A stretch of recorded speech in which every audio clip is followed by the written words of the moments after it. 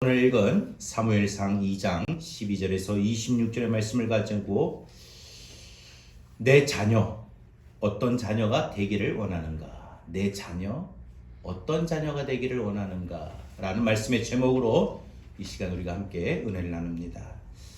5월 가정의 달 시작이 되었습니다. 첫 번째 어린이 주일을 맞이했습니다. 우리가 오늘 이 시간 어린이 주일을 맞이하면서 우리가 이 시간에는 우리가 자녀들을 어떻게 양육해야 되는 것이 맞는지, 어느 것이 성경적으로 어떤 가르침이 또 어떤 양육이 필요한지를 우리가 이 시간에 한번 하나님의 말씀을 통해서 찾아보고 생각하며 은혜를 나누기를 원합니다. 물론 우리가 항상 이 어린이 주일을 또 우리가 생각할 때마다 앞에서도 제가 잠시 언급한 것처럼 참 애매합니다. 어릴 때는 우리가 어린이 주일에 대해서 공감이 되는데 이제 뭐 20살 이상 넘어가고 뭐 30대가 가고 40대가 된 그 성인이 된 자녀를 어린이 주일로 생각할 때 그 자녀가 떠오르는 게 좀 쉽지가 않습니다. 그런데 여러분, 자녀들이 다 큰 성인이 되었다고 해서 양육이 없으리라는 것은 절대 아닙니다. 여러분 자녀에게 양육하셔야 됩니다. 40이 50이 되든 70이 되든 자녀도 부모이기 때문에 부모라면 다 큰 성인이 된 자녀도 양육해야 됩니다. 아유 목사님 뭐 말을 해야 듣지요. 듣지를 않는데요. 여러분 생각입니다. 여러분 생각이에요. 듣든지 아니 듣든지 보니까 그런 것 같아요. 우리가 주의 명하신 대로 우리가 말을 할 때는 우리 전도할 때라든지 그죠? 그 다음에 주님 우리에게 하셨던 명령 이런 것을 볼 때는 상대방을 생각해서 아유 저 사람이 듣겠나 생각해서 안 들을 것 같다는 마음과 판단이 있으면 우리는 어때요? 말을 안 해요. 그래서 전도도 안 하고 양육도 안 하는 거예요. 근데 여러분 하나님이 역사하셔요. 하나님이 역사하셔요. 아니 듣는다 생각하지 마시고 판단하지 마시고 듣든지 아니 듣든지 전도하고 양육은 하세요. 말하세요. 눈치 보지 마시고 말하세요. 하나님의 명령이니까. 그러면 그 말이 하나님이 역사하셔요. 왜? 하나님이 역사하시지 않고 그냥 우리에게 하라고 하셨을까요? 우리는 믿음 갖고 난 말만 한다. 나머지는 하나님이 역사하실 거다. 저 영혼을 변화시켜서 예수 믿게 하실 거고 내 자녀를 변화시켜서 내 자녀를 하나님이 인도하실 거다. 여러분 하나님이 역사하시는 거예요. 내가 내 말로 한 영혼을 주님 앞으로 데려오는 게 아니라 내가 내 말로 자녀의 방향을 바꾸는 것이 아니라 양육하는 것이 아니라 나는 말했을 뿐이고 하나님이 역사하신다. 제가 제 경우를 보니까 저희 어머니가 가끔 가다가 전태지에 또 하시는 말씀이 있어요. 그런데 처음엔 저도 아유 됐습니다 어머니 하는데 근데 어머니 하시는 그 말씀이 우리 아버지 하시는 말씀이 우리 부모님 하시는 말씀이 저희 장인어른 장모님도 마찬가지고 뭐 뭐든 또 주변에 심지어 저의 뭐 이모님들도 가끔 말씀도 하실 때가 있어요. 그러면 그 말이 처음에는 안 듣는다 생각하는데 그 말이 저의 마음에 항상 담겨 있어요. 그래서 이상하게 그 말이 신경이 쓰이고 그 말이 움직이고 그 말에 영향을 끼치는 것 같아요. 영향을 받는 것 같아요. 제가 그런 거 보면은 여러분 우리가 판단할 게 아니라 양육이라고 하는 것은 분명히 우리가 해야 할 일입니다. 특히 여러분 자녀의 양육이 왜 다 큰 성인에게도 필요한가? 여러분 자녀들이 어렸을 때 양육은 코칭이라고 합니다. 양육 방법. 다 큰 성인은 그 양육이 될까? 아니에요. 그렇게 생각하지 마세요. 다 큰 성인의 자녀는 어떤 겁니까? 모델링입니다.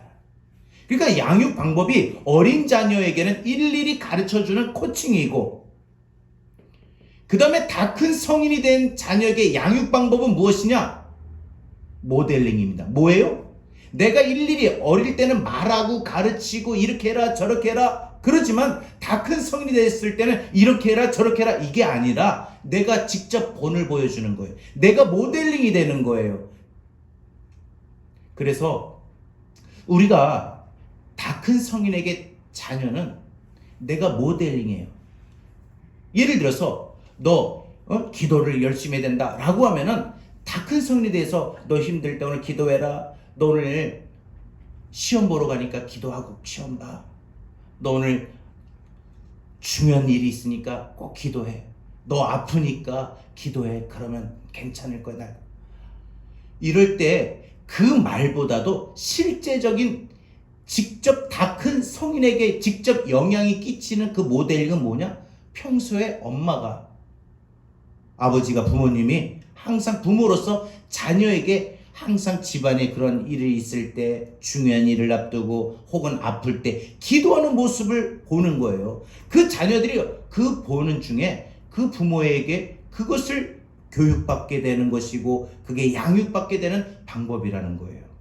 그래서 우리는 다 큰 성인이라 할지라도 모델링을 통한 자녀의 양육이 있다는 거 꼭 기억하실 수 있기를 바랍니다. 이 세상 부모는 무엇보다도 중요한 게 자녀를 다 사랑합니다. 그죠? 사랑하지요. 자녀에 대한 사랑과 기대를 갖고 그래서 우리는 양육해야 합니다. 문제는 잘 기른다고 하는 것이 오히려 잘못되게 원인이 될 수도 있습니다. 그러면 우리가 어떻게 길러야, 어떻게 양육해야 우리가 하나님 앞에 서는 그날에 내 자녀만이 아니라 내 자녀를 떠나서 하나님의 선물로서 또 한 인격체로서 하나님 앞에서 내가 어떻게 양육을 내 자녀를 양육해야 한 인격체로 온전한 인격이 되고 온전한 하나님의 사람이 될 수 있을까? 그래서 어떻게 길러야 내가 하나님 앞에 서는 그날 내가 너에게 맡긴 자녀 선물 너 잘 양육해서 아주 훌륭한 인격체가 됐다. 훌륭한 내 종이 되었다. 이렇게 우리가 하나님 앞에 칭찬받을 수가 있다는 건데 여러분 자녀의 양육의 이 성경적인 방법은 무엇인가? 오늘 하나님 우리에게 주신 이 본문의 말씀을 통해서 우리가 한번 생각해 봅니다. 오늘 본문에 보면은 엘리 제사장 가정과 한나 가정의 이 두 가정이 극과 극의 모습을 보여줍니다. 한 가정의 자녀들은 완전히 망한 모습을 보여주고 또 한 가정은 복을 누리는 모습을 보여줍니다. 우리는 오늘 이 엘리 제사장의 가정과 한나 가정의 이 자녀들을 살펴보면서 우리는 오늘 어린이 주일을 맞이하여 우리의 자녀들을 어떻게 양육해야 될 것인지 또 다 큰 성인이라 할지라도 자녀이기에 이 자녀를 어떻게 내가 모델링으로 양육해야 될지 오늘 우리가 한번 생각해 보면서 우리가 은혜를 나누기를 원합니다. 첫 번째로 우리가 엘리 제사장의 가정의 자녀의 모습입니다. 엘리 제사장의 이 가정의 자녀는 망했습니다. 이유가 뭘까? 여러분 엘리 제사장의 자녀들이 하나님의 심판을 받았습니다. 왜 제사장의 자식인데 제사장의 자녀인데 왜 이렇게 망했을까? 오늘 본문에 보면은 몇 가지 문제점이 나와요. 그것은 첫 번째로 그들은 하나님을 알지 못했다는 거예요. 엘리 제사장 가정의 자녀들이 망한 이유는 그 자녀들이 하나님을 알지 못했기 때문에 자녀들이 망했다. 가정이 망했다는 거예요. 사무엘상 2장 12절입니다. 엘리의 아들들은 행실이 나빠 여호와를 알지 못하더라. 이렇게 되어 있어요. 여러분 오늘 우리가 읽는 이 개역성경 전에 오늘 바뀌기 전에 오래된 성경에는 이 예전의 개역성경에는 이 행실이 나빠라고 하는 이 부분을 뭐라고 표현하고 있는 줄 아십니까? 불량자라고 했어요. 불량하다는 거예요. 여러분 그래서 그들은 여호와 하나님을 알지 못했다는 것입니다. 여러분 어떻게 제사장의 자녀인데 하나님을 알지 못했다라고 할 수 있을까요? 여러분 여기서 하나님을 알지 못했다라고 하는 이 말은 지식적으로 몰랐다는 말이 아니라 여러분, 하나님의 살아계심을 믿지 않았다는 거예요. 하나님에 대해서 지식적으로는 알았어도 본인들이 마음에 진정으로 하나님을 믿지 않았다라는 겁니다. 그렇기 때문에 하나님을 안 믿으니까 어떻게 해요? 하나님이 살아계신지 그것도 모르는 거예요. 그러니 어떻습니까? 하나님을 두려워하지 않습니다. 그러니 하나님의 말씀에 순종하지도 않습니다. 결국 어떻게 됩니까? 하나님 앞에 심판받을 그 모든 행동을 통해서 결국은 그 인생이, 그 가정이 패가망신하게 됩니다. 그렇다면 이렇게 된 이 자녀들이 망하게 된 거, 더 나아가 그래서 그 자녀 때문에 그 가정이 망하게 된 거 누구 책임입니까? 당연히 부모 책임입니다. 여러분, 신기하게도 이 성경을 보니까 이 엘리 제사장의 아들, 두 아들 홈리와 비느하스에 대해서 기록을 할 때 이 홈리와 비느하스의 모친에 대해서, 엄마에 대해서는 특별히 언급이 없습니다. 정확한 이유는 모르겠으나 이 어머니의 교육이 아마 시원찮았던 것 같아요. 이 홈리와 비느하스에 대해서 엄마가 어떻게 했다, 이게 없어요. 그리고 오직 아버지인 엘리 제사장이 자녀들에게 신앙교육을 하지 않았던 겁니다. 그러니 여러분, 부모 책임이에요. 하나님을 알지 못했기 때문에 한 가정의 자녀들이, 더 나아가 그 가정이 망하게 된 겁니다.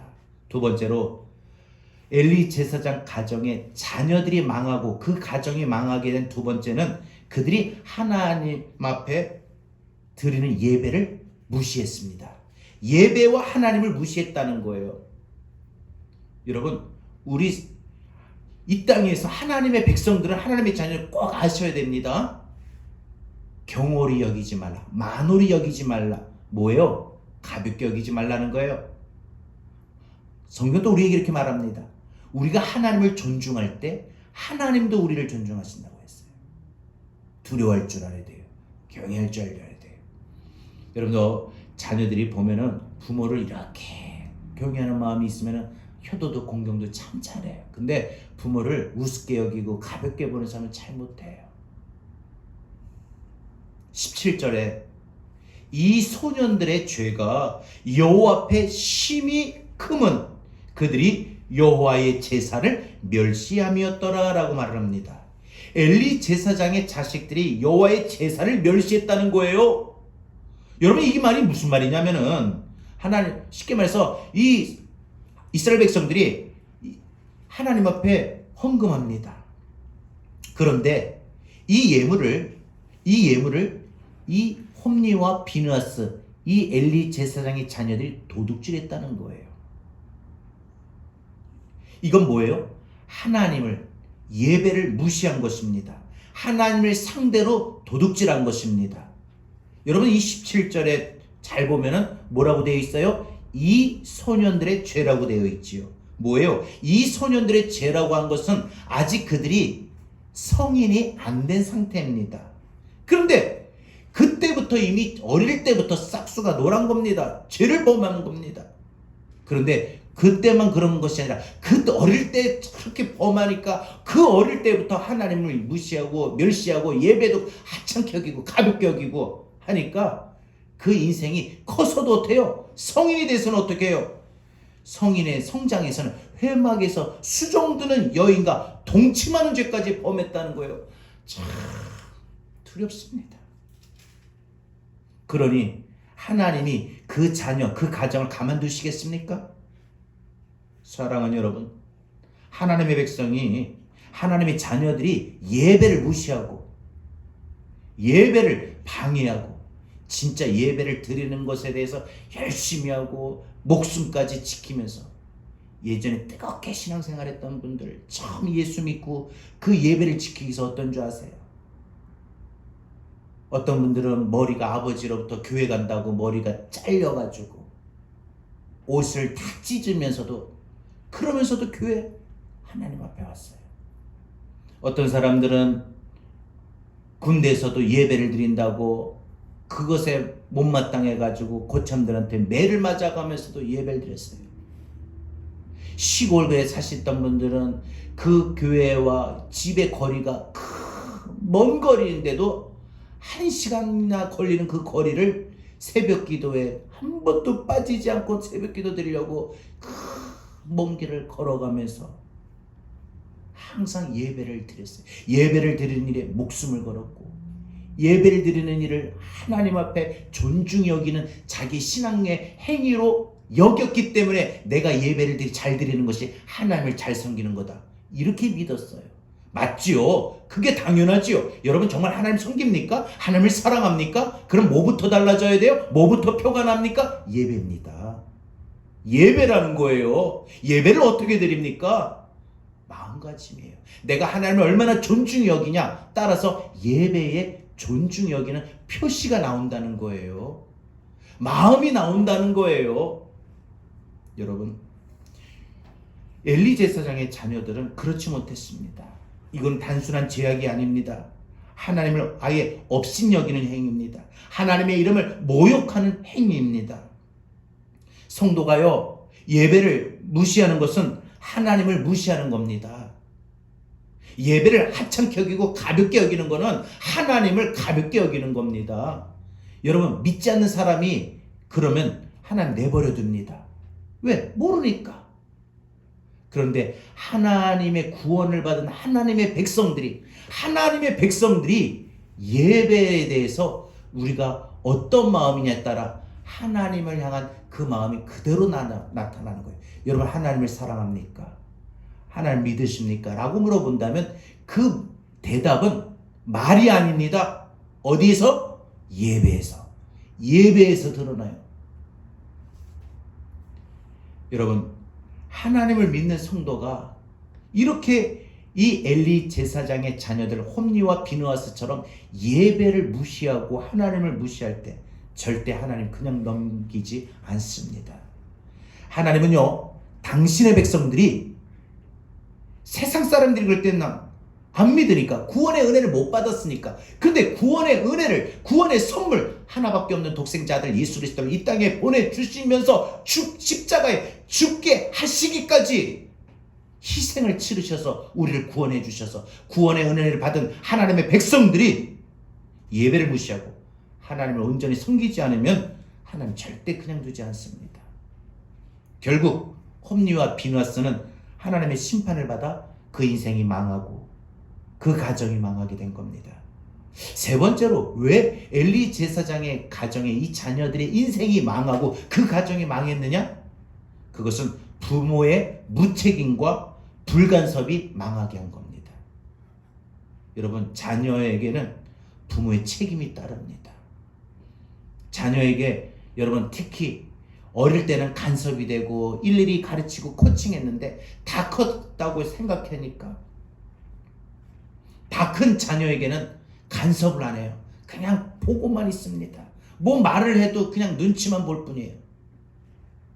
엘리 제사장의 아들들 홈리와 비느하스가 망한 가장 큰 원인은 바로 그것은 부모의 무책임입니다. 부모가 자녀에게 너무 무책임했습니다. 그 자식들이 악행을 하고 심지어 해막에 수종드는 여인들을 동침했다는 소리를 엘리 제사장이 들었죠. 그런데 어떻게 조치합니까? 본문 23절에 보니까 그들에게 이르되 너희가 어찌하여 이런 일을 하느냐? 내가 너희의 악행을 이 모든 백성에게서 듣노라. 24절 내 아들들아 그리하지 말라. 내게 들리는 소문이 좋지 아니하리니 너희가 여호와의 백성으로 범죄하게 하는도다. 여러분, 이 말을 가만히 보세요. 이 말은 뭐예요? 책망도 징계도 아니에요. 사람들의 소문을 두려워하는, 그것만 인식하는, 사람들의 소문만 생각하는 무책임입니다. 결국 이 무책임이 자식들의 인생을 망하게 한 것이고 그 가정을 파탄나게 하고 망하게 한 겁니다.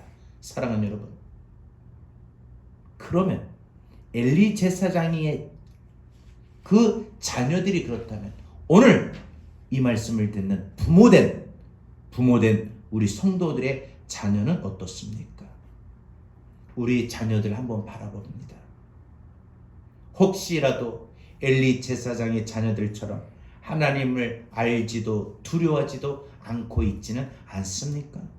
혹 예배를 무시하고 가볍게 여겨 이렇게 하나님을 존중하고 있지는 않습니까? 그럼에도 불구하고 내가 아무런 제재를 하지 못하고 그냥 무책임 가운데 방치하고 있지는 않습니까? 만약 그렇다면 그것은 자녀의 인생이 망하고 망하는 길로 가는 것임을 우리는 방임하고 있는 겁니다. 이대로 가면 안 된다는 사실을 알면서도 아무런 대책을 세우지 않는 것은 절대 우리의 역할도 아니고 사랑도 아닙니다. 그것은 한마디로 무책임입니다. 여러분, 이 세상 모든 부모가 자녀를 사랑하지 않는 부모가 어디 있겠습니까? 그럼에도 불구하고 왜 우리 자녀들을 방치합니까? 오늘 본문의 성경에는 기록이 되지 않았습니다만 본문을 통해 추측하건대 엘리 제사장의 이 가정의 자녀로 볼 때 엘리 제사장은 적어도 이 네 가지를 착각했던 것 같아요. 그래서 이 자녀들을 잘못했을 때 꾸지람을 주고 그 잘못에 대해서 엄격하게 훈계하고 하나님의 말씀으로 가르쳐야 되는데 그러지도 못하고 그냥 야 사람들이 이렇게 말하는데 내가 이런 말을 들었다. 니네 제발 그러지 말라. 내가 그래도 명색이 아버지가 내가 목사인데 네가 그럼 되겠냐. 이렇게 말하고 끝났다는 거예요. 왜 그랬을까? 엘리 제사장이 왜 그랬을까? 그것은 아마 본문에는 없으나 네 가지로 추측하건대 하나는 하나님이 그렇게 금방 심판하긴 하겠는가? 지금 오늘 예배 잘못 드렸다고 바로 심판할까? 다음부터 예배 잘 드리면 되겠지. 이겁니다. 또 하나는 때가 되면 회개하고 돌아오겠지. 그렇게 말도 안 듣고 예배도 안 드리고 예배 시간도 잘 안 드리고 또 예배도 잘 안 드려요. 말씀도 안 들어. 찬양도 안 불러. 아유, 회개하고 이제 돌아오겠지. 이제 믿음이 들어가겠지. 이거예요. 또 하나, 나를 봐서라도 내가 기도하니까 나를 봐서라도 용서해 주시겠지. 이거예요. 또 마지막은 이겁니다. 다 큰 놈을 내가 어떻게 하냐. 어릴 때는 내가 막 혼내면서도 내가 막 끌고 가면 되겠는데 다 큰 애를 어떻게 하냐. 야단을 쳐도 안 듣는데 어떻게 하겠는가. 이겁니다. 이래서 엘리 제사장이 자녀 홈리와 비누아스의 그 양육을 결국은 실패했습니다. 무책임입니다. 적어도 하나님이 살아계신 것을 믿는다면 예수를 믿어야 구원받는다. 정말 예수를 믿어야 구원받는다. 이 사실을 우리가 진짜 확신하고 믿는다면 자녀를 믿음으로 양육하는 게 어쩔 수 없다. 내가 믿음으로 양육하는데 잘 안 돼요. 어쩔 수 없네요. 이렇게 말하면서 절대 포기하지를 않습니다. 정말 구원의 확신이 예수를 믿어야 된다는 걸 알면은 여러분, 그래서 내가 이 믿음의 진리의 사실을 확신할 때 그 믿음의 진리의 사실에 비춰 내 자녀들의 모습이 그 모습 때문에 우리는 울어야 되는 거예요. 엄마는 울어야 됩니다. 자녀가 성적이 떨어져서 자녀가 아파서 자녀가 속상해하니까 엄마가 우는 게 아니라 하나님의 말씀대로 커가야 되는데 그렇지 못한 사실로 인해서 엄마는 울어야 됩니다. 자녀가 아픈 것보다 더 마음을 찢으며 울어야 됩니다. 하나님 앞에 예배를 바르게 못 드리면 그 자녀의 인생이 어렵고 아프기 때문에 엄마가 속상해서 우는 게 아니라 그것 때문에 울어야 된다는 거예요. 예수님이 너희는 나를 위해 울지 말고 너희와 너희 자녀를 위해 울라고 하셨어요. 여러분이 지금 다 큰 성인이 된 자녀일수록 더 울어야 됩니다. 지금까지 돌아보세요. 여러분 예수 믿으면서 여러분 자녀를 위해서 얼만큼 우셨습니까? 울어야 됩니다. 날마다 울어야 돼요. 울어야 됩니다. 우셨습니까? 우셨습니까? 울어야 돼요. 왜 울음이 안 나오나요? 자식을 위해서 기도인데 왜 울음이 안 나오나요? 제가 한번 생각했던 게, 저는 우리 어머니의 양육은 코칭도 있었고 모델링도 있었는데, 코칭은 어릴 때부터 매일 기도원을 데리고 가서 금식시키는 거고, 방학 때마다 항상. 모델링은 항상 기도하셔요. 기도하면, 그런데 기도할 때마다 매일 울어요. 그냥 뭐 왜 저렇게 우시. 근데 처음에는 이해가 안 가고, 좀 기도를 해도 안 울고 기도하면 좀 안 되는가 했는데 매일 울어요. 매일 울어요. 근데 제가 부모가 돼가지고 제가 내 아이들을 위해서 기도할 때 얼마나 울었던가 생각해 보니까, 내가 자녀를 위해서, 우리 아이들을 위해서 기도하는데 눈물이 안 날 때가 참 많아요. 근데 어떨 때 눈물 나냐? 우리 아이들이 어려울 때, 힘들어할 때, 속상해할 때, 그때는 내가 공감이 되니까 나도 기도할 때마다 눈물이 나오는데, 평소에는 기도할 때 눈물이 안 나와요. 그래서 저도 오늘 이 말씀 다시 한번 생각해 봅니다. 부모로서 나도 내 자녀를 위해서 기도할 때 날마다 울어야 된다는 거예요. 여러분, 다시 한번 말씀드립니다. 오늘 이 말씀이 여러분의 자녀에 대해서 왜 울어야 되는지를 우리에게 가르쳐 줍니다. 하나님의 말씀대로 되어야 되는데 그렇지 못한 그 사실 때문에 우리는 울어야 됩니다. 어느 교단에 선교사가 되겠다는 지망생 후보가 선교 훈련을 마치고 이제 심사를 받습니다. 면접을 하는 거예요. 면접을 하는데 이 선교사의 신상 기록을 이 심사위원회에서 보니까 부모가 예수를 안 믿는 거예요. 그래서 이 심사위원이 면접을 하는데 이 선교사 지망생 후보에게 묻습니다. 아니, 지금 보니까 부모님들이 예수를 안 믿네요. 그러자 이 선교사 후보생이 뭐라고 대답을 하느냐? 아무리 전도를 하려고 해도 듣질 않습니다. 그래서 지금은 그냥 어쩔 수 없이 하나님 앞에 맡기고 기도만 하고 있습니다. 이에 한 심사위원 목사님이 말을 합니다.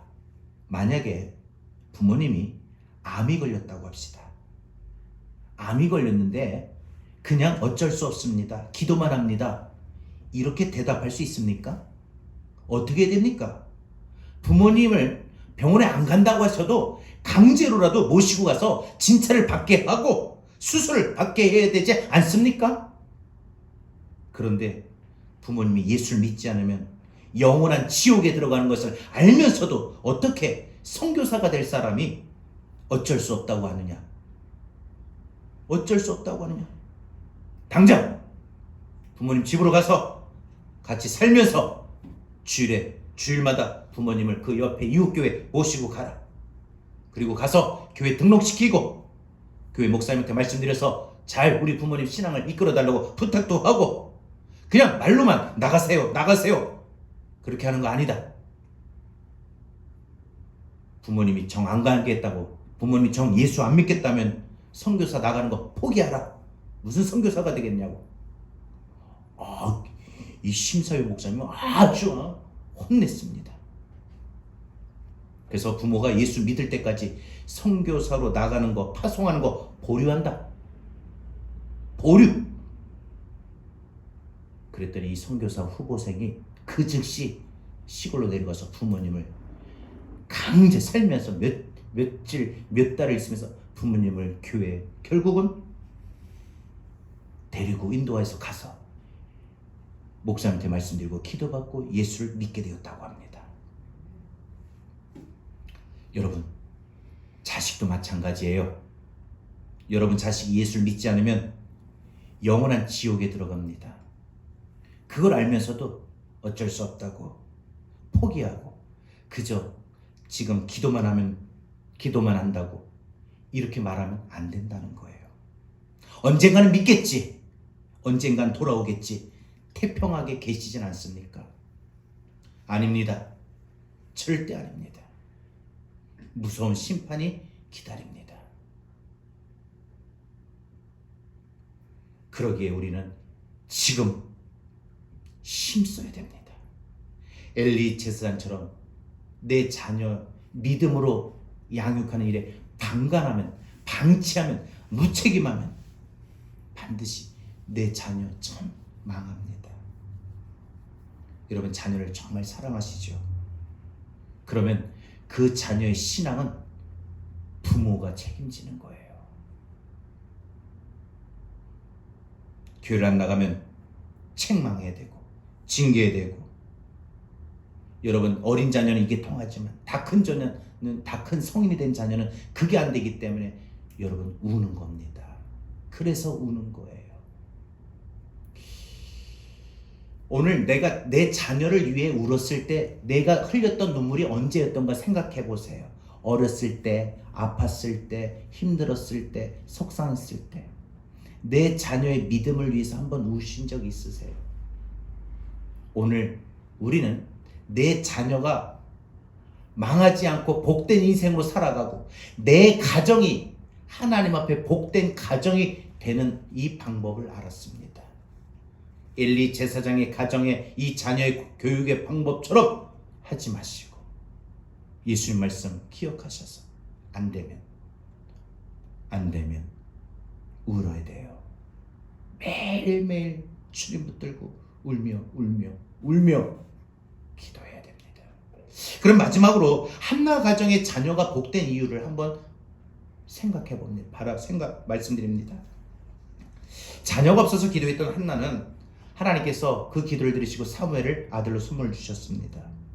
그리고 한나는 아들을 믿음으로 양육했습니다. 어떻게 양육해서 이 사무엘의 인생이, 그래서 이 사무엘의 인생뿐만 아니라 한나 가정이 이렇게 하나님의 복된 인생이 될 수 있었을까? 복된 가정이 될 수 있었을까? 그 이유가 뭘까? 그것은 어렸을 때부터 하나님을 섬기겠다는 거예요.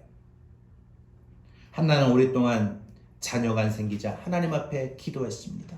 그래서 응답받았죠. 자식을 주시면 그때 뭐라고 합니까? 한나가 하나님 내게 자식을 주시면 하나님 앞에 바치겠습니다. 서원 기도를 합니다. 그러자 하나님이 한나의 그 기도에, 여러분 기도의 응답 중에 가장 강력한 기도는 서원 기도입니다. 하나님 제게 이기 허락하시면 제가 하나님께 영광을 이렇게 하겠습니다.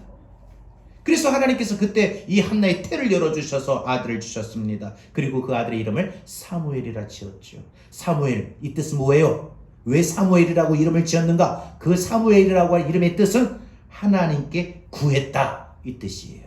하나님께 구했다. 사무엘, 그래서 내가 하나님 앞에 구해서 아들을 주신 겁니다. 이 믿음의 체험 때문에 아들을 놓으니까 이름을 너는 이제부터 사무엘이다, 이름 지은 거죠. 놀라운 것은 한나는 하나님과 약속했던 그 약속을 철저히 지킵니다. 서원했던 대로 아들을 주시면 하나님 앞에 바치겠습니다. 금지옥육 같은 그 아들, 그죠? 얼마나 키우고 얼마나 품에서 양육하고 자라게 하고 싶습니까? 그 아이를 젖을 떼자마자 하나님 전에 바쳤습니다. 엘리 제사장의 교육을 받으면서 사무엘은 어려서부터 하나님을 섬기게 되었습니다. 여러분의 자녀가 하나님 앞에서 잘 되고 정말 복받은 인생이 되기를 원하면은 하나님의 사람이 되어야 돼요. 하나님의 사람이 되도록 우리는 더욱더 힘쓰고 양육하고. 여러분 이 눈물의 기도라고 하는 이 표현을 가만히 생각해 보면은 눈물이 어떨 때 나오느냐? 내 힘으로 안 됩니다. 이 상황이 내 힘으로 안 될 때 그때 눈물 나오는 거예요. 여러분 자녀 양육하는 거 참 내 맘대로 되는 게 하나도 없습니다. 내 마음 같아서는 자녀가 이런 모습으로 자라나길 원하고 이렇게 좀 하기를 원하는데 그러질 못하는 게 우리 솔직한 우리들의 현실의 상황인 것 같아. 그렇기 때문에 더군다나 믿음적인 측면에서는 그런 상황이 안 되기 때문에 나는 하나님 앞에 하나님 저에게 맡겨주신 자녀, 제가 어렸을 때부터 이렇게 키워야 되는데 그렇지 못했어요. 오늘 내 다 큰 성인이 된 내 자녀를 오늘 하나님 말씀 붙들고 생각해 볼 때, 제가 어렸을 때도 진짜 그러지 못했던 거 하나님 용서해 주시고, 늦었지만 이제라도 하나님 제가 하려고 합니다. 그런데 제가 잘 안 되네요. 어떻게 될지도 모르고 어떻게 해야 할지도 모르고 뭐라고 내가 해야 될지도 모릅니다. 하나님 어떻게 됩니까? 하나님 맡깁니다. 하나님 정말 우리가 그런 마음으로 기도할 때 그것이 눈물의 기도죠. 내 힘으로 안 돼요. 여러분, 세상의 물결이 자녀들의 마음에 채워지기 전에 우리는 말씀으로 믿음으로 자녀들을 그 마음의 영혼의 내면에 채워야 돼요. 그래서 자녀 교육, 신앙은 그래서 어릴 때부터 사실 해야 되는데, 만약 그렇지 못했다면 늦었습니까? 안 됩니까? 절대 후회도 하지 마시고 포기도 하지 마시고 이제라도 우리는 울어야 됩니다. 기도해야 됩니다. 그리고 두 번째로 이 한나 가정에 이 자녀가 복받고 그 가정이 복받게 된 이유는 두 번째, 모델 교육을 잘했어요. 모델 교육, 모델링을 잘했다는 거예요. 부모는요, 자녀가 안 보는 것 같아요? 여러분, 어릴 때만 자녀가 부모를 살피고 부모가 하는 대로 할까요? 다 큰 성인은 아닐까요? 아닙니다. 다 큰 성인도 우리 부모가 하는 모습을 보고 하게 됩니다. 부모는요, 자식의 신앙교육의 모델이 됩니다. 부모의 신앙은 그대로 자녀에게, 자식에게 전수됩니다. 그래서 어머니가 믿는 대로 자식이 하나님 믿어요. 자식은 부모를 그래서 선생님으로, 스승으로 바라봅니다. 부모가 하는 행동 그대로 따라합니다. 부모가 주의를 성수하면 자식도 주의를 성수합니다. 그러나 부모가 그렇지 못하면 자식도 그렇지 못합니다. 한나는 자기 아들 사무엘을 믿음의 모델을 교육을 잘했습니다. 인정의 엄마의 정, 이걸 앞세우지 않았습니다. 젖을 떼자마자 하나님 앞에 드린다는 거 얼마나 힘이 듭니까? 그러나 하나님과의 약속을 철저히 지키는 그 모습을 보여줍니다. 사무엘은 커가면서 어머니의 그 모습을 보고 자라게 됩니다. 아들을 성전에 바치고 매년마다 그를 찾아가서 제사장으로 섬깁니다. 그러니 하나님이 그 아들 사무엘을 책임지실 수밖에 없습니다. 결국 하나님께 복받는 이 가정이 될 때 한나는 어떻게 됩니까? 사무엘을 드린 후에 아들 셋, 딸 둘을 더 낳게 되는 그런 복을 받게 되지 않습니까? 여러분, 여러분의 신앙을 본받아도 될 만큼 우리 자녀들이 여러분 그런 모습이 되도록 우리 신앙교육 이제 합시다. 하셔야 됩니다. 하셔야 돼요. 여러분은 자녀에게 무의식중에 영적 스승입니다. 자녀들이 안 보는 것 같은데 무의식 중에 우리 엄마가 저렇게 하는구나. 심지어 왜 한편에 이렇게 영화를 봐도 엄마가 막 살아계실 때 그 노년의 할머니가 엄마가 막 어릴 때마다 불렀던 찬송 있어요. 그러면은 그 찬송이나 이렇게 보면은 그 부모님이 돌아가시고 자식들이 어떻게 해요? 맨날 부르는 찬송이 엄마가 살아계셨을 때 불렀던 찬송을 불러요. 엄마가 신앙생활했던 그 모습을 자식들이 그대로 합니다. 어떤 신앙지에 믿는 부모의 3대 바보짓이라는 칼럼이 실려진 적이 있었어요. 첫 번째, 자녀들 앞에서 목회자를 욕하는 겁니다. 자녀들 앞에서. 부모가 목회자를 욕하고 흉을 본다면 그 자녀는 목회자에게 은혜를 받지 못하고 그 영혼은 병들게 됩니다. 선입견이라는 거죠. 이것이야말로 자녀가 받아야 될 하나님의 축복을 가로막고 참된 신앙생활을 바로 병들게 하는, 저해하는 흉기다라고 했어요. 두 번째, 자녀들 앞에서 선생님 욕을 하는 겁니다. 부모가 선생님 욕을 하고 흉을 본다면 그 자녀는 학교에서 학습 시간에 그 배우기를 거절하고 반항하고 말썽 피우고 문제가 될 거라는 거죠. 세 번째로, 자녀들 앞에서 시부모님 혹은 처가의 부모님 욕하는 겁니다. 그러면 그 자녀가 커서 부모를 공경할까요? 효도할까요? 그래서 자녀들 앞에서 목회자 흉을 보거나 선생님 흉을 보거나 시아버지, 시어머니 혹은 처가의 부모님, 아버님, 어머님을 흉보는 것은 자녀들이 훌륭하게, 정말 아름다운 인격체로 훌륭하게 성장하는데 치명적인 악영향을 끼치게 된다는 거죠. 만약에 자녀들이 이렇게 성장하게 된다면 그건 부모의 책임입니다. 마지막 말씀드리고 마치겠습니다. 자녀 한나의 가정에 이 자녀들이 복받게 된 이유, 그것은 은총과 기중의 여김을 받았습니다. 26절에 보내주십시오. 오늘 본문 26절에 아이 사무엘이 점점 자라매 여호와와 사람들에게 은총을 더욱 받더라. 여러분, 영적으로 흥하는 사람은 하나님의 은총이 있어야 돼요.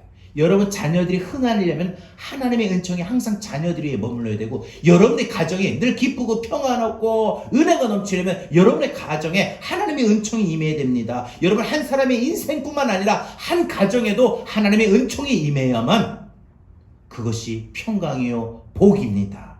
이것이 부모가 자식에게 줄 수 있는 최고의 선물이고 유산이고 복입니다. 여러분, 여러분의 자녀를 왜 울면서 기도해야 되느냐? 내 자녀 하나님 앞에 은총받게 해달라고. 내 자녀 직장에 가서도 사람들에게 은총받게 해달라고. 학교에 가서도 사람들에게 은총받게 해달라고. 그렇게 기도해야 된다는 거예요. 하나님의 은총이, 내 자녀가 하나님 앞에 은총받고 사람들에게도 은총받는 그러한 자녀가 되도록 우리는 기도해야 된다는 겁니다. 자녀 교육 다른 거 없습니다. 하나님이 여러분의 자녀를 귀하게 여기면 되는 거예요. 여러분의 모습에 따라, 여러분의 눈물의 기도에 따라 하나님이 여러분의 자녀를 귀하게 여겨주셔야 돼요. 그래서 기도할 때 여러분 이 기도 꼭 하세요. 우리 다시 한번 잘 들으세요. 하나님, 내 자녀 하나님 귀하게 여겨주세요. 꼭 그 기도하세요. 이거는 주문처럼 그렇게 항상 하세요. 늘 고백하세요. 늘 입으로 선포하세요. 하나님, 내 자녀 귀하게 여겨주세요. 은총 베풀어 주세요, 이 말이죠. 내 자녀 은총 베풀어 주세요. 여러분, 내 자녀 사람들에게도 은총 받게 해주세요. 내 자녀 어디 가든지, 직장에 갑니다, 학교에 갑니다, 어디 갑니다, 모든 사람들에게 귀하게 여김받는 내 자녀가 되게 해주세요. 은총 받게 해주세요. 그렇게 기도해야 됩니다. 여러분의 자녀가 사무엘처럼 하나님을 두려워하고 하나님의 음성을 들을 수 있다면 되는 겁니다. 그리고 사람들 앞에서 영적인 사람으로 살면 되는 겁니다. 바라기는 여러분과 여러분의 자녀가 하나님과 어떤 사람들에게, 많은 주변 사람들에게 은총받기를 바랍니다. 말씀 맺겠습니다. 아무리 좋은 교육을 시켰어도 하나님 모르면 아무것도 모르는 겁니다. 그래서 여러분, 자녀들의 신앙과 여러분의 신앙을 항상 늘 점검해야 됩니다. 내 자녀 지금 어떤가? 예수 믿나 안 믿나? 또 믿으면 지금 어떤가? 예배 태도는 어떤가? 그리고 나를 생각해야 돼요. 나는 하나님을 믿는가 안 믿는가? 나는 하나님 앞에 예배 드릴 때 태도는 어떤가? 점검해야 됩니다. 자식은 내가 심은 대로 거두는 열매입니다. 그동안 내가 살면서 내가 많은 아픔을 겪었다면 그 아픔이 자녀에게도 아픔 겪어요. 그래서 하나님, 우리가 꼭 기도해요. 그래서 울어야 돼요. 하나님, 왜 우리 그런 거 있잖아요. 부모로서 하나님, 내가 내 잘못된 부분, 내가 내 스스로도 원하지 않는 부분, 내 자녀에게 그대로 그냥 나타나지 않기를 원합니다. 아까도 우리 이야기했잖아요. 하나님, 내가 몸이 아픈데 안 좋은데 그 안 좋은 게 내 자녀에게 그대로 안 좋은 게 그대로 전달된 건, 그거는 여러분 우리가 병원에서도 보면, 그래서 부모가 있냐 없냐 뭘 봐요? 그 질병을 봐도 영향력이라는 거예요. 부모의 영향력. 그것도 기도하잖아요. 그 건강뿐만 아니라 마음도 마찬가지예요. 마음이 그동안 참 많이 힘들었던 것들이 내 자녀에게도 은근히 은연중에 전달이 될 수도 있어요. 그래서 우리는 그런 것도 하나님 앞에 기도해야 됩니다. 내가 보여준 대로, 내가 말한 대로 보고 배우고 그대로 하게 됩니다. 엘리 제사장 가정의 자녀가 아니라 한나 가정의 자녀가 되기 위해서 중요한 것은 아직 포기해서는 안 됩니다. 지금 혹 우리 성도님들 자녀를 바라볼 때 포기하지 마세요. 난 어린이주일 자녀의 신앙에 대해서 설교할 때 난 제일 싫어 하지 마시고, 여러분 인정할 건 인정해요. 왜? 하나님 말씀이잖아요. 여러분의 자녀가 혹 예수를 안 믿어도 이거는 우리가 도전받아야 될 시간이에요. 분명히 믿습니다. 예수 믿어야 구원받고 예수 믿어야 천국 갑니다. 이걸 여러분이 정말 믿는다면 지금 이대로 우리 있을 수가 없습니다. 포기해서는 안 됩니다. 여러분의 눈물 기도가 필요합니다. 부모의 중보 기도는 능력이 있습니다. 여러분 보세요. 실제적으로 방탕아, 불황아, 어거스틴이 어머니 모니카 여사가 날마다 눈물을 흘리며 기도할 때 예수의 품으로 돌아왔습니다. 그래서 그 이름 앞에 뭐라고 해요? 세인트, 성 어거스틴이라고 합니다. 얼마나 성자가 됐는지 성 어거스틴. 여러분의 자녀도 충분히 그렇게 믿음의 사람이 될 수 있습니다. 하나님의 사람이 될 수 있습니다. 지금 예수만 믿는다고 해서 포기하지 마시고 여러분들이 이 어린이 주일에 꼭 실천하고 다짐하고 도전받아야 될 하나는 내 자녀, 지금부터라도 내가 진작에 어릴 때부터 했어야 되는데 그렇지 못했으나 지금이라도 오늘 이 말씀 붙들고 내가 다 큰 성인이 된 내 자녀라도 내가 하나님 앞에 맡깁니다. 눈물로 기도하겠습니다. 눈물로 기도하겠습니다. 나의 자녀가 예수님의 성품처럼 자라기를 원합니다. 나의 자녀에게 하나님의 권능이 임하기를 원합니다. 나의 자녀에게 성령님이 함께 하시길 원합니다. 여러분, 우리가 이 세상 살아가는 동안에 우리의 힘을 의지할 수 없습니다. 그러나 우리가 기도하고 낙심하지 말 것은 우리 주님께서 반드시 내 기도 들으실 거예요. 한나의 기도를 들으시고 모니카의 여사의 기도를 들으신 것처럼 내 눈물의 기도를 들으실 겁니다. 그래서 내 자녀, 어린 자녀는 하나님을 키우실 거고 다 큰 성인 된 자녀는 변화시킬 겁니다. 고백할까요? 이 세상을 살아가는 동안에 자녀 교육을 생각해 볼 때 나의 힘을, 나의 방법, 나의 상법 참 안 되지요. 자식 농사만큼은. 기도하고 낙심하지 말 것이 주께서 참 소망이 되심이나. 나의 자녀의 앞길에 하나님의 꿈이 나의 비전이래. 하나님의 꿈이 우리 자녀에게 예수님의 성품이 나의 인격이 되고 성령님의 권능에 나의 능력이 되길 원하고 바라고 기도합니다. 다시 한번 1절. 이 세상을 살아가는 동안에 내 자녀, 내 방법, 내 생각, 내 힘 키울 수가 없어요. 더군다나 다 큰 성인이 된 자녀 더 그렇지. 그러나 우리가 기도하고 낙심하지 말 것은 우리 기도, 내가 눈물을 흘리며 내 자녀를 위하여 기도할 때 하나님은 역사해 주신다. 하나님은 내 자녀 변화시켜 주신다. 이 믿음의 소망을 꼭 붙들고 이 찬양합시다. 하나님의 꿈이 우리 자녀에게 비전이 되길 원합니다. 하나님의 꿈이 내 자녀에게 나의 비전이 예수님의 성품이 내 자녀에게 님의 성품이 나의 인격이 성령님의 권능이 내 자녀에게 성령님의 권능이 나의 능력이 돼. 원하고 바라고 기도합니다. 우리 다같이 기도합시다. 정말 원하십니까? 정말 바라십니까? 다시 한번요, 정말 원하십니까? 정말 바라십니까? 이제라도 내 자녀 예수 앞에 돌아와 예수 믿고 꼭 천국 가게 해달라고, 구원받게 해달라고, 내 자녀 이제부터도 건강하게 해달라고. 그동안 아팠습니다. 그동안 내 자녀 나 때문에 마음 상한 게 그 마음에 혹시라도 있다면 하나님 그 마음을 만져주세요. 여러분의 자녀가 하나님의 사람이 되길 원합니까? 하나님의 온전한 인격이 되길 원합니까? 정말 하나님의 꿈이 여러분 자녀에게 비전이 되고 예수님의 그 성품이 여러분의 자녀의 인격이 되고 인품이 되길 원합니까? 성령님의 권능이 여러분 자녀에게 능력이 되길 원합니까? 정말 원하십니까? 정말 바라십니까?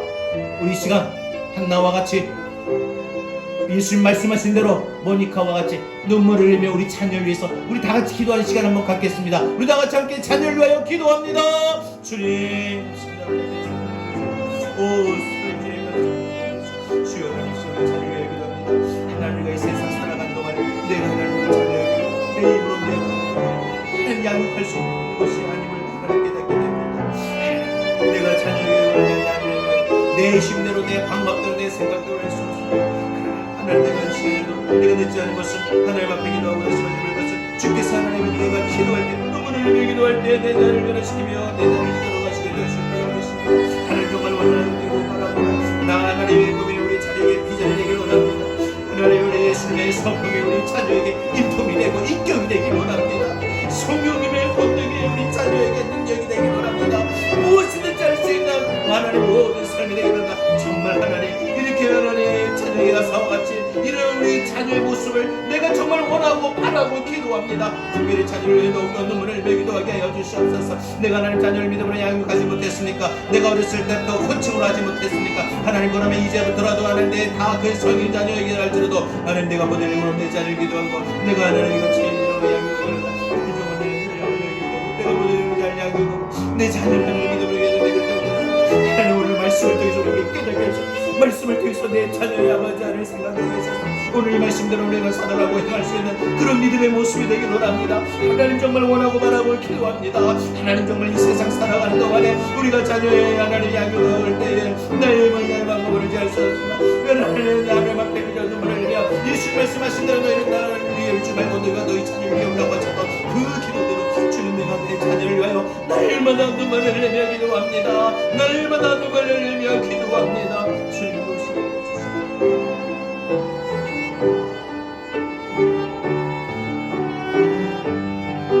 이 세상을 살아가는 동안, 이 세상을 살아가는 동안을 나의 힘을 의지할 수 없으니 기도하고 낙심하지 말 것을, 기도하고 낙심하지 말 것을, 주께서 참 소망이 되심이나.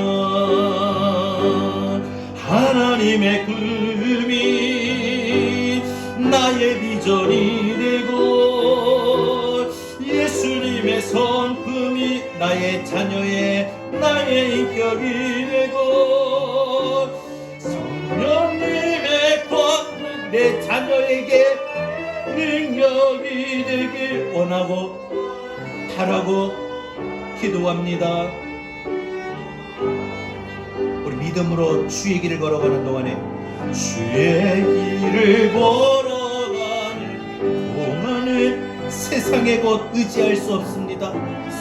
세상의 방법대로, 세상의 교육대로 자녀 교육이 안 되죠. 감사하고 낙심하지 말 것을, 즉 내 자녀에게 반드시 내 인생의 참된 기쁨을 주시는 주님, 하나님의 꿈이 나의 자녀에게, 님의 꿈이 나의 자녀에게, 하나님 내 자녀 하나님의 꿈이 그 안에 심겨져서 비전이 되게 하여 주시옵소서. 예수님의 성품이 내 자녀의 마음에 들어가서 내 자녀의 인품이 되게 하시고 성격이 되게 하시고 성품이 되게 하옵소서. 성령님의 권능이 내 자녀에게 임하여 내 자녀 무엇이든지 할 수 있는 자녀 되게 하옵소서. 하나님의 꿈이 다시 한번 내 자녀에게 되기를 원합니다. 하나님의 꿈이 나의 비전이 되고 예수님의 성품이 나의 인격이 되고 성령님의 권능이 나의 능력이 되길 원하고 바라고 기도합니다. 이제는 우리 주 예수 그리스도의 은혜와 하나님 아버지의 극진하신 사랑하심과 보혜사 성령님의 감화 감동 내주 교통하신 은혜가 자녀로 양육할 때 눈물의 기도로 양육했노라. 다짐하는 우리 사랑하는 모든 어머니 된 아버지 된 우리 성도들 머리 위에, 특별히 우리 주일학교 우리 학생들 머리 위에, 주의 피값으로 세우신 우리 교회 위에, 대한민국, 우리나라, 우리 민족, 한국 교회, 이 땅의 모든 그리스도인들, 전 세계 열방까지 위에 이제로부터 영원토록 함께 있을지어다. 아멘.